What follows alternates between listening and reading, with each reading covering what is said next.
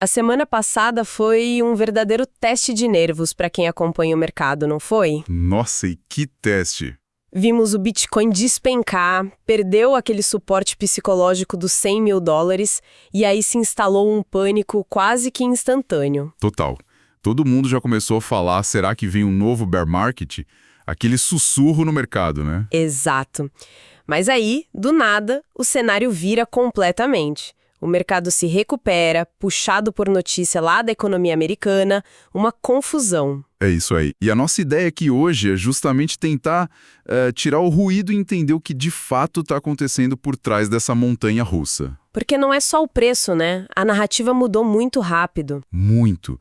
Então o que a gente vai fazer é mergulhar nos dados para entender por que os grandes investidores, os institucionais que vinham comprando tudo, de repente pisaram no freio. E conectar isso com os sinais da economia, ver o que a blockchain nos diz. Isso, no fim, a gente quer entender essa briga entre o Bitcoin e as altcoins pelo capital que está rolando agora. Perfeito. Então vamos começar rebobinando a fita? A queda foi séria, né? Uma correção de quase 11%. Levou o Bitcoin para a mínima de $98.898. E o gatilho do pânico parece que foi aquela movimentação de uma carteira super antiga, né? Quase 29 mil BTCs. Paradas há mais de 5 anos, o mercado olhou para aquilo e a interpretação foi imediata. Pronto, os veteranos estão vendendo tudo no topo. Uma reação de manada clássica. Mas o interessante foi a resiliência que veio depois, sabe? O preço não só parou de cair. Como recuperou bem, mais de 3% na semana, voltando para casa dos 104 mil. E essa recuperação teve a ver, sim, com aquela expectativa do fim da paralisação do governo americano. Isso sempre acalma os mercados. Mas, tecnicamente falando, teve um ponto mais importante aí, não teve? Teve. O preço bateu e segurou na média móvel de 50 semanas, a SMA de 50. E, para quem não é tão familiarizada com a análise técnica, por que essa média é tão crucial? Pensa nela como se fosse o chão de concreto do mercado de alta. A última linha de defesa? Exato. Historicamente, durante as grandes tendências de alta, o preço pode corrigir, pode cair, mas ele tende a respeitar essa linha como o último suporte. Enquanto a gente estiver acima dela, a estrutura de longo prazo continua saudável. Entendi. Perder esse chão seria um sinal bem mais preocupante. Muito mais. Ok, agora vamos para a parte que talvez seja a mais intrigante da semana.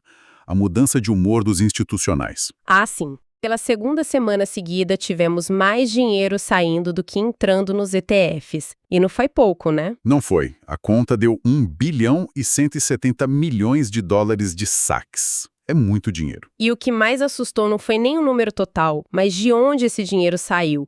Bitcoin e Ethereum, os dois maiores, foram os mais penalizados. Mas o que realmente acendeu um alerta vermelho foi o comportamento do IBIT, o ETF da BlackRock. Espera. Está dizendo que mesmo o ETF da BlackRock, o gigante do mercado que não parava de captar, está vendo saídas? Exatamente. Isso me parece um sinal muito mais sério do que uma simples correção de preço. O que está por trás disso? É um sinal forte. O IBIT registrou vários dias seguidos de retiradas, algo que quase não tinha acontecido. O fluxo acumulado dos ETFs nos últimos 30 dias ficou negativo. Nossa! Na prática, isso quer dizer que aquela onda compradora massiva, a principal força que empurrou os preços para cima esse ano, simplesmente secou. Os institucionais não estão mais comprando a queda. Pelo contrário. Parece que estão aproveitando qualquer repique para reduzir a exposição. É essa a leitura. Isso é um ponto crucial. E enquanto os gigantes sangravam, a gente viu uma história bem diferente nas altcoins. Totalmente diferente. Os produtos de Solana, por exemplo, atraíram $118 milhões. É o capital procurando um novo caminho. E só para a gente fechar o cenário da semana, vale lembrar de um evento de segurança importante. O protocolo Balancer foi hackeado, né? Sim, $128 milhões no dia 4 de novembro, e foi um ataque complexo no contrato inteligente, não um simples roubo de senhas. Certo. E tudo isso nos leva à pergunta central. Por que os institucionais pisaram no freio com tanta força? Existe uma tese que ajuda a explicar isso, um conceito chamado MNAV. Isso, MNAV. Vamos traduzir isso? O MNAV, que é Market to Net Asset Value, É basicamente uma comparação. Pega o valor de mercado de uma empresa que tem muito Bitcoin, tipo a MicroStrategy, Exato. e compara com o valor real dos Bitcoins que ela possui. Se o valor de mercado é maior, a gente diz que ela negocia com um prêmio. E com esse prêmio, a empresa tem um superpoder, né? Ela pode emitir novas ações que o mercado compra e usa esse dinheiro para comprar mais bitcoins. Comprar mais bitcoin.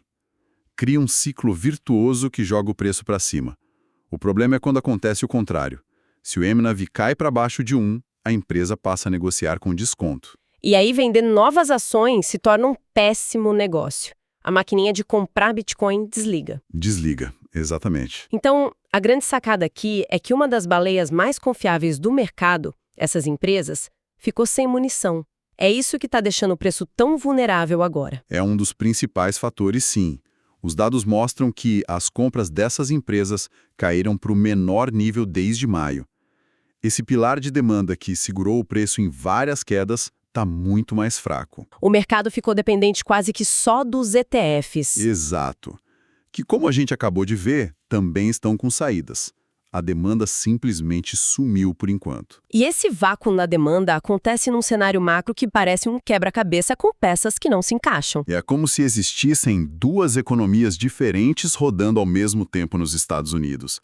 De um lado, o setor de manufatura, as fábricas, está em contração pelo 8º mês seguido. O PMI ISM, que mede isso, veio baixo em 48,7. Indicando retração. Do outro lado, o setor de serviços, restaurantes, tecnologia, finanças continua bombando. O PMI veio em 52,4. Expansão. E no mercado de trabalho, que é sempre o que o Fed mais olha, também tem sinais de que as coisas estão esfriando. Sim, a taxa de desemprego estimada subiu para 4,36%, a maior desde 2021. E as pequenas empresas pararam de contratar. Isso tudo reforça a aposta de que o Fed vai ter que cortar os juros em dezembro. Certo, a probabilidade no mercado já passa de 60%. Sim, essa é a aposta. Mas aí que entra a grande tensão do momento. Existe um índice chamado NFCI, o Índice de Condições Financeiras. Que seria um termômetro de quão fácil ou difícil é conseguir crédito. Perfeito, é isso. E esse termômetro subiu. Ele está indicando que as condições estão mais apertadas agora. Deixa eu ver se eu entendi. O mercado está apostando que o Fed vai abrir a torneira do dinheiro logo ali na frente. Exato. Mas na prática hoje a torneira está mais fechada do que estava há algumas semanas. É isso? É exatamente essa contradição. O mercado vive da esperança do futuro, mas a realidade presente é de aperto. E esse conflito gera uma incerteza brutal. E ajuda a explicar por que o capital está tão arisco? Com certeza. E com essa incerteza toda no Bitcoin, é natural o investidor olhar para os lados e se perguntar: onde mais eu posso encontrar crescimento? E é aí que as altcoins entram em cena. A rotação de capital. Na última semana, o mercado de altcoins, se a gente tirar o Bitcoin da conta, cresceu uns 158 bilhões de dólares. É muita coisa. E a gente vê a dominância do Bitcoin perdendo força. O que exatamente está atraindo tanto dinheiro para as altas agora? O capital está fugindo para os extremos, sabe? De um lado você tem narrativas de projetos com fundamentos como o Solana, do outro, a pura especulação, a loteria de alto risco das memecoins. Gamificação, staking. Isso, projetos como Pepenode ganhando tração, ou memecoins super arriscadas como Maxi Doge.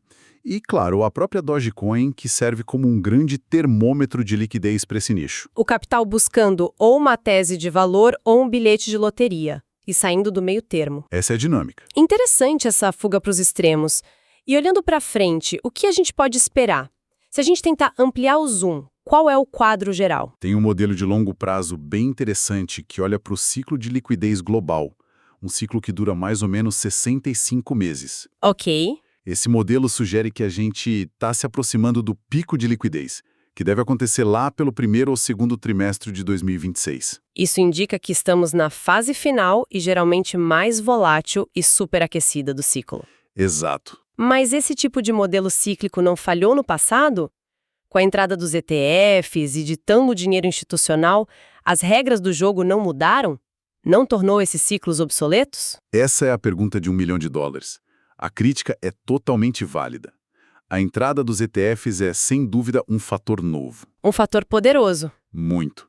No entanto, Esses modelos não são sobre prever o preço exato, mas sim sobre mapear os grandes fluxos de liquidez global, que são ditados pelos bancos centrais. E, por enquanto, a política monetária ainda manda no jogo. E o que esse modelo implica, então?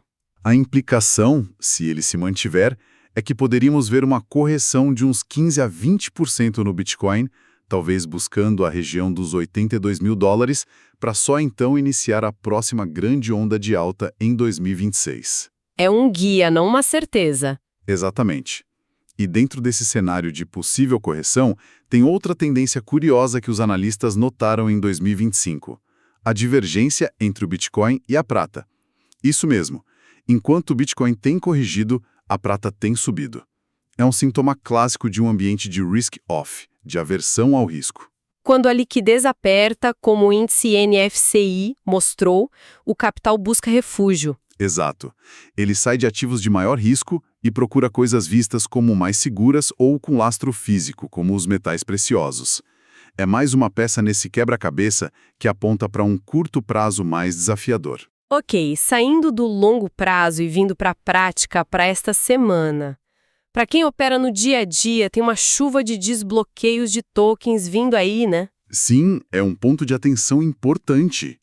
Entre os dias 11 e 17 de novembro, teremos vários projetos liberando tokens que estavam travados. O que pode gerar pressão de venda. Pode. Somando os principais, como Aptos, Avalanche, Arbitrum e Aster, estamos falando de bem mais de 180 milhões de dólares em tokens entrando em circulação.